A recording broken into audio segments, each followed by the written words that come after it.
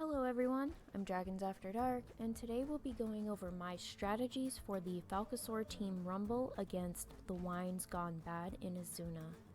The coordinates and Zufu's links will be in the description. The Rematch String, tdScript, and steps can be found at the links. My tips for the Falcosaur Team Rumble are to make sure the Falcosaur you are battling with is summoned before you begin your fight, and the Falcosaur does not need to be in slot 1, enter the battle, or survive to complete the requirement.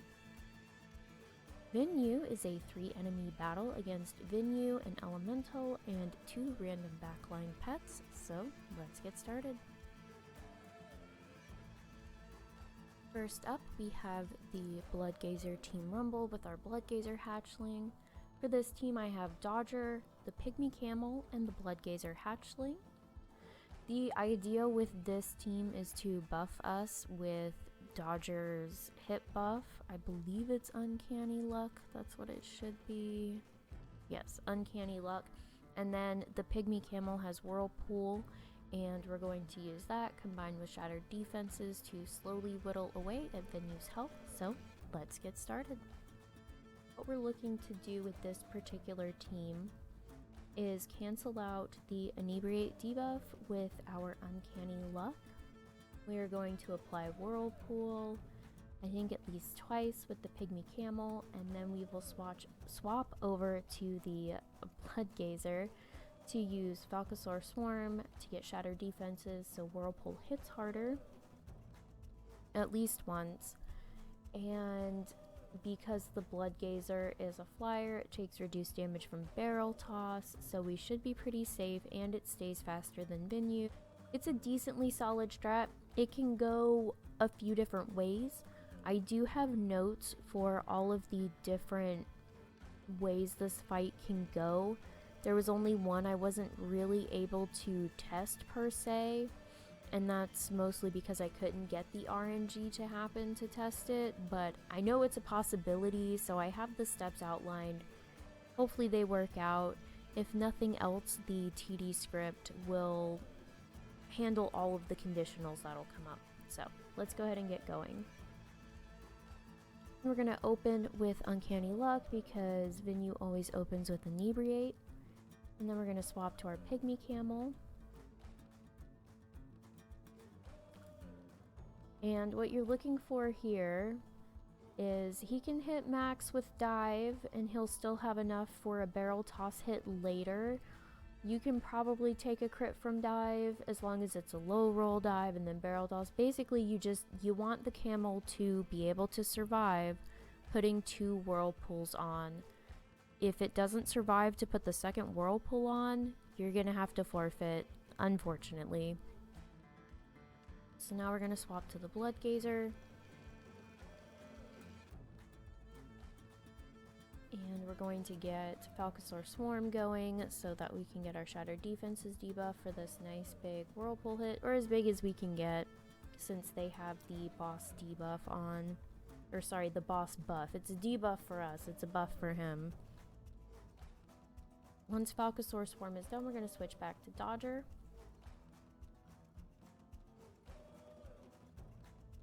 And we are going to bite. This may or may not hit. If it doesn't, that's fine. We've got conditionals for it. If none of his bites hit, it's totally okay. It just means you'll be fighting him a little longer than usual. Another bite. Because we're dodged and we're not going to take the hit. And then he's going to apply Inebriate, so we'll Uncanny Luck here.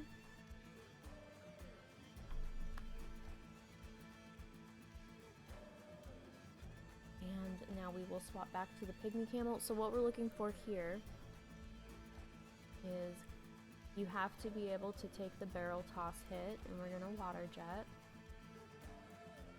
So we did, which is good. And then we're going to apply Whirlpool while they dive. And then we know for sure we are going to die because our health threshold is less than that of dive. However, just go ahead and hit Water Jet. It basically works just like a pass. And in the case where you might actually survive this, because there is a chance you could survive this dive, just go ahead and hit water jet, and if you do survive, water jet until the camel dies. And like I said, I have all the conditionals outlined on the Zufu's website, so just go ahead and click the link, read through the couple of notes I put up, and that should get you through the fight. But this is finished. We're gonna bring in Dodger because he's going to apply an inebriate this round, so we want to Uncanny Luck to make sure that the whirlpool hits, which it does.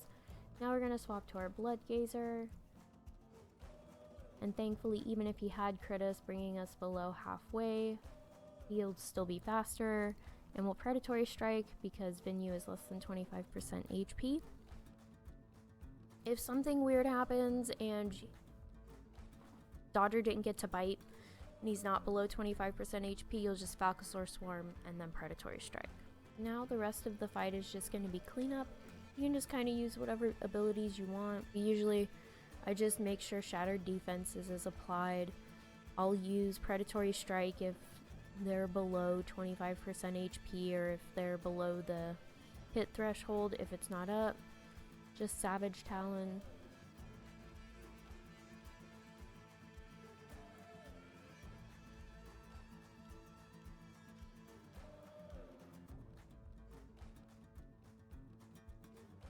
Same thing for the last pet. We're gonna go ahead and apply those Shattered Defense hits. That way, when Dodger comes in, they will have a couple of really nice debuffs to hit with Bite.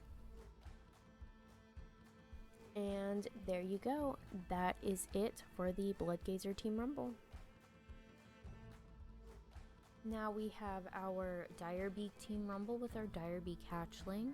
For this team, I have Glimmer, a Flare Youngling with a speed restriction of greater than 280 speed, and our Direbeak Hatchling. So this strategy is going to be very similar to the Beast strategy. The difference is that we have the faster Flare Youngling to come in and deflect some of the damage with deflection, but also to time out how the damage happens with kick, getting them to forcing Venue to use their abilities in a way that's advantageous to us, or as close to advantageous as we can get. And then we'll have a couple of blitzes in there to help whittle away their health as best as we can. And then again, we're going to use Glimmer with Lucky Dance, which is just like Uncanny Luck. That's going to buff our hit chance and our accuracy against Inebriate.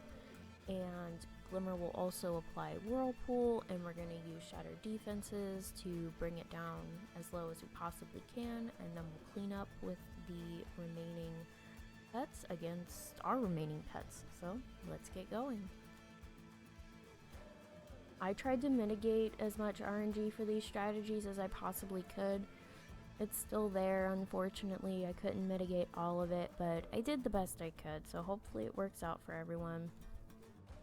We're going to open with Lucky Dance to counteract Inebriate, and we're going to swap to the Flare Youngling. So I'm using this one to kind of mitigate some damage. So we're going to Deflection and get a few hits in. Mostly he's going to be used as the pet that'll come in probably against these guys to clean them up if the Direbeak doesn't manage.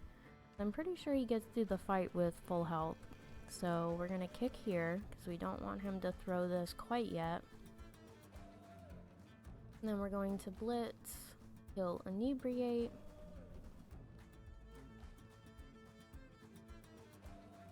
Which means that we have deflection up just in time for the barrel toss. And now we're going to swap back to Glimmer. Okay, we're gonna Lucky Dance again. We're going to apply Whirlpool.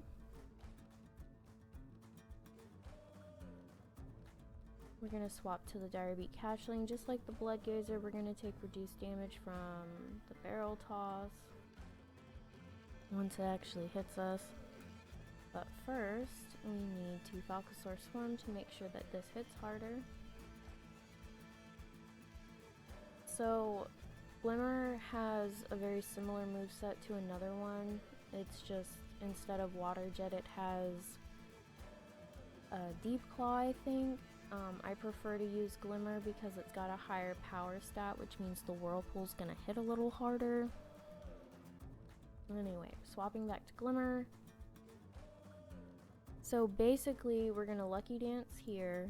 You need to survive dive, which we did. Okay, so Whirlpool. And then we will Water Jet. And he's dead, unfortunately, but this gives us the chance to bring in the Falcosaur. I'm sorry, the Direbeak, which is a Falcosaur. The Direbeak will be Falcosaur swarming. And then that's it. Okay, so the Direbeak's just gonna finish doing its thing with Falcosaur Swarm. Basically what you're looking to do here is we are just going to Iron Skin on cooldown unless Predatory Strike or Falcosaur Swarm will finish them off. In which case prioritize those, but if neither of those are possible and Iron Skin is up, go ahead and Iron Skin. And like I said, the Flare Youngling is there as backup just in case the Direbeak doesn't quite manage.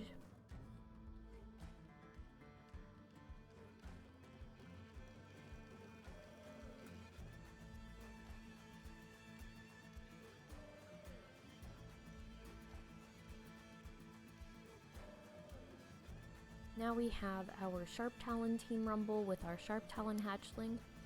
And my team for this is the Little Leftovers, Death Seeker, and of course the Sharptalon Hatchling. I actually really enjoyed making this particular strategy, mostly because the combination of Little Leftovers and Death Seeker here feel like they were made for this enemy. Little Leftovers has High Fiber, which cleanses the entire team of the Inebriate debuff. And then it also has Absorb, which will get Venue just low enough that 3 Murder the Innocent strikes from Death Seeker will finish them off. And combine that with the fact that they're magic pets, so they can't take more than 35% of their health at any one time, really makes this team ideal for the Sharptalon Team Rumble. So let's get started. Here's the Sharptalon team. As I said in the little Sharptalon intro, I really enjoyed creating this strategy in particular. There are a few reasons why this combination is sort of a perfect match for Venue.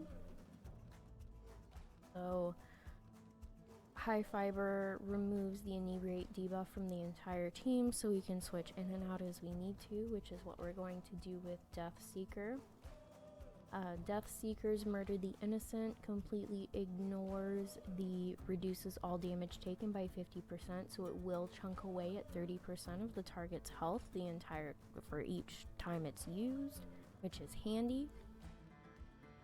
That said, Murder the Innocent we're only going to use it 3 times, so it's only going to get him down to 10%. However, we're going to use Absorb from Little Leftovers to not only keep Little Leftovers above the threshold needed to make sure that he doesn't kill us, because magic pets can't be dealt more than 35% of their maximum health in one attack. We're using that to our advantage. Absorb to keep us above that 35% threshold so Venue can't ever kill us. And Absorb will also reduce Venue just enough so that Death Seeker can come in and clean Venue up with one final Murder the Innocent. With that said, let the show get started. We'll start with High Fiber.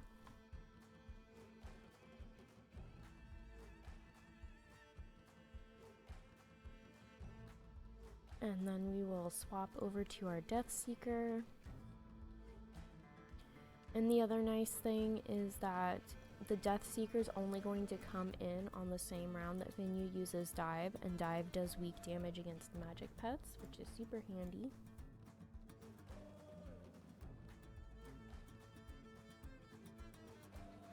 And High Fiber's cooldown aligns perfectly when Venue is going to use Inebriate. So basically, you'll use High Fiber, absorb until Dive comes off of its cooldown, swap in Death Seeker, Murder the Innocent, swap back to Little Leftovers, rinse and repeat.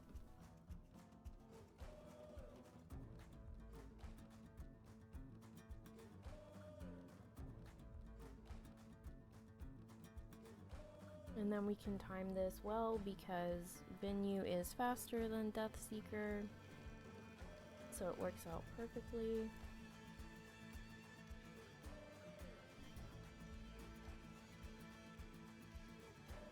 Okay, High Fiber.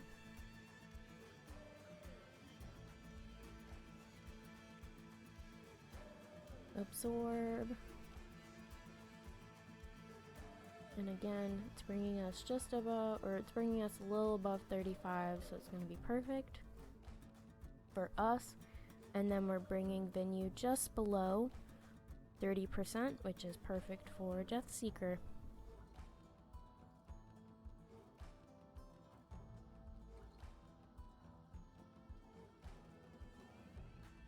Quite literally, the Magic Team is magical. Basically, on your cleanup here, you're just going to, you'll prioritize Murder the Innocent when it comes up, Eye Beam on cooldown, and Eye Blast. You probably won't survive all the way to Eye Blast.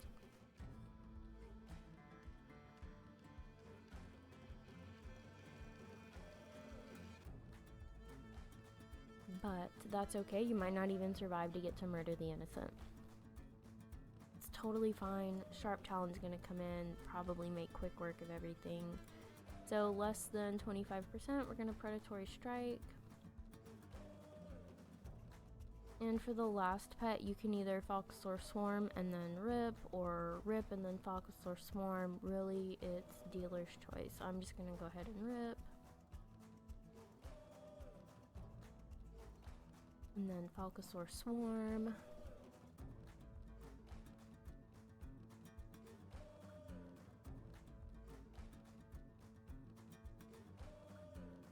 And then the dot's gonna finish them off, and that is it for the Sharptalon Team Rumble. Last in our lineup for today is the Snowfeather Team Rumble with the Snowfeather Hatchling. My team is the Voodoo Figurine, the Sungeon Fetish, and the Snowfeather Hatchling, of course. So for this team, we are going to be using a dot with Flame Breath, a dot modifier with Wild Magic, and then Seer Magic to remove the Inebriate debuff. Basically, the idea behind this team is just to do as much damage continuously as possible to whittle away at Venue's health, because they have a lot of health, and then they have, I think, the Elite Boss debuff, and so it can be a little difficult getting enough damage on them to see them go down, plus the Inebriate debuff. But this combination of the Voodoo Figurine and Sungeon Fetish seem to work a treat, so let's get started.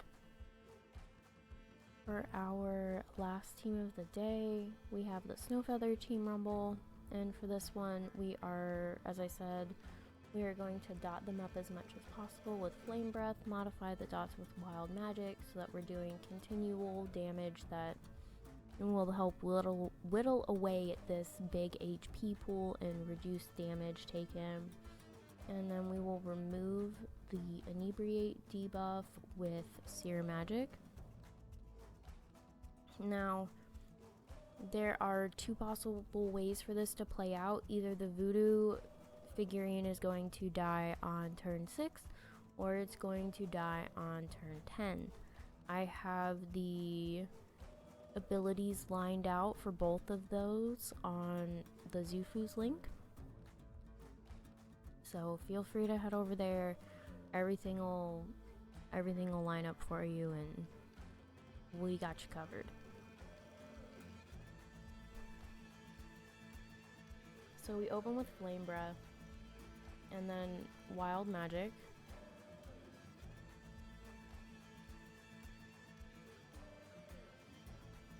If Wild Magic misses, don't worry about it too much. We're going to Seer Magic here. And then we are going to apply Wild Magic here. And then basically you just want to reapply Wild Magic when it falls off. Flame Breath in between. When you're when you're faster, you are going to Seer Magic on round 3 and round 7. When you're slower, when your Senjin Fetish is in, if you're in before round 8, you'll do it on round 8 and round 11. But again, I have all of that lined out on my Zufu's page when you should do things, what you need to do if the voodoo figurine dies before turn 10.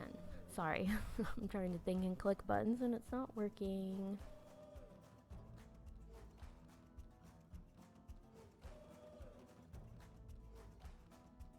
Okay, now we're going to bring in our Senjin Fetish.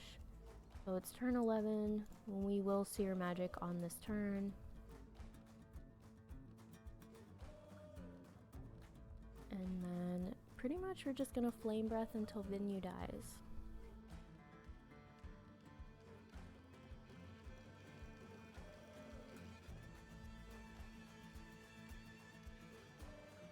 And then we'll pass because going to dive, and then he dies underwater. So pretty much for cleaning up the back line.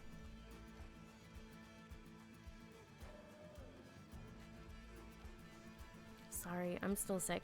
So pretty much for cleaning up the back line, you are going to Wild Magic once for each pet if you're in for both pets, and then just Flame Breath until they've died. As you can see, these guys do have some abilities that are strong against undead pets, so you may or may not make it to the second backline pet with the Senjin Fetish. If the Senjin Fetish has to come in for turn 7 on Vinyu, it's in all likelihood your Senjin Fetish is only going to get a turn to Wild Magic against the first backline pet. After that, it's going to be all the Snowfeather hatchling.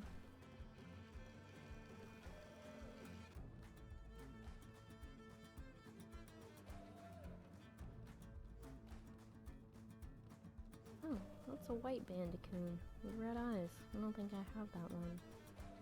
Anyway, just, random observation. So crouch. We can probably go ahead and just Falcosaur Swarm if they already have Wild Magic on, but we're just being careful. And then this will probably finish them off. Nope, not quite. Needed one more round. And that is it for the Snowfeather Hatchling team. That's it for all the teams, actually. Again, I apologize. You're going to see some funky cuts in the videos, mostly because I'm still sick and I'm coughing a little bit. But this quest doesn't come up super often, and I needed to get the videos recorded, so I'm like, I'm going to push through. There's a bunch of really funky cuts, and I apologize for that. But that said, if there's another fight you'd like to see a video of, or if you have any questions, feel free to leave them in the comments below. Until next time, I wish you all the best of luck. Thank you for stopping by, and happy battling!